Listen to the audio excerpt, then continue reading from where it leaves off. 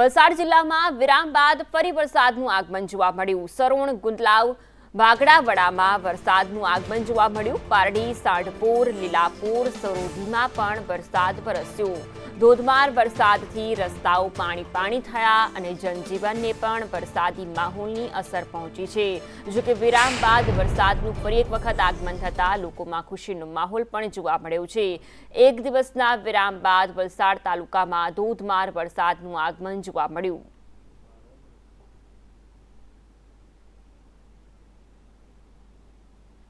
તો વલસાડના વિવિધ વિસ્તારો કે જ્યાં સવારથી જ વરસાદી માહોલ ફરી એક વખત જોવા મળ્યો। એક દિવસના વિરામ બાદ ફરી વરસાદનું આગમન થતાં લોકોમાં પણ ખુશીનો માહોલ છવાયો।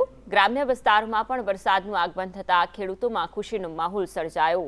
ભારે વરસાદને કારણે રોડ રસ્તા અને જનજીવનને પણ તેની અસર પહોંચી છે।